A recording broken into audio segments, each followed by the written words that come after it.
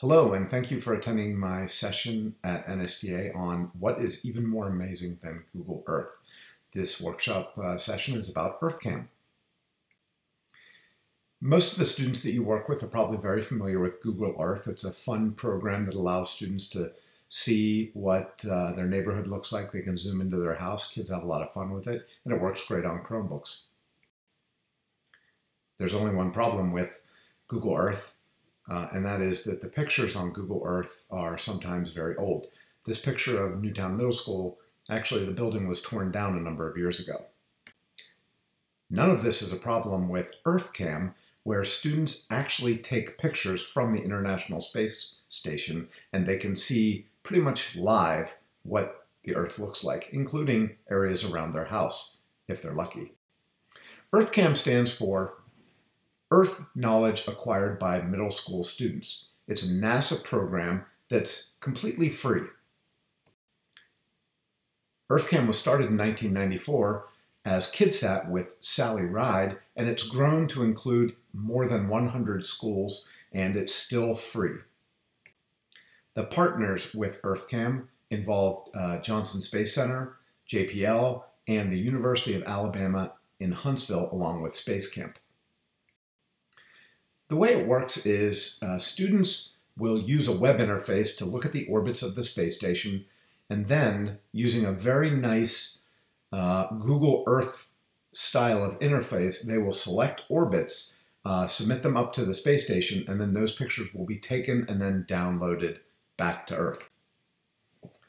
The flow of the process is really straightforward and easy to understand. It's easy to explain to middle school students. In the Destiny module of the US section of the International Space Station is an optically pure window where the camera sits and it faces the Earth all times. I'd like to show you some examples of some pictures that were taken from the EarthKAM camera over the years. So this is a really nice picture of Argentina. Here's some of the labels. Here's a nice picture of Madagascar and the Indian Ocean. Beautiful. Here's zoomed in on the delta. This is actually California, and you can see great colors and how the Earth has been modified by human agriculture. This is actually what the photo looks like right from the International Space Station. You notice that north is not at the top, it's angled just like the orbit of the space station. And here's zoomed in on a town. This is a great picture of an area in the Middle East, in Saudi Arabia. And you can see that there are crop irrigation pivot marks that you can see. Zooming in on them, you can see not all the circle is all being used. This is a great picture of Algeria and the Sahara Desert.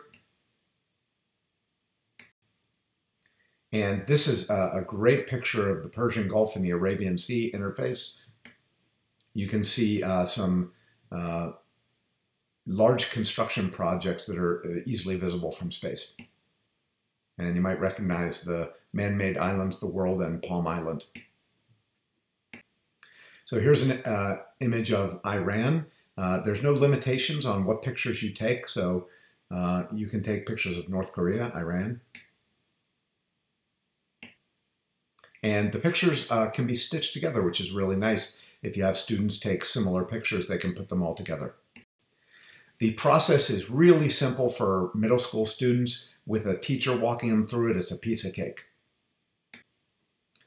Here's a couple of pictures of students working on it, looking at a map, checking out the website. After the pictures are downloaded, there's a lot you can do. Here's an example of labeling the pictures using an overhead transparency sheet. Like I said, the program is free. It's very interactive. Kids really enjoy it. I think it's great. I've been using it for years. Really, really love it. All you have to do is go to earthkam.org to sign up. It's free, and they run about 4 missions a year. So that concludes my presentation, everyone. Thanks so much for your time, and if you need the handout, it's at the bottom of my slides.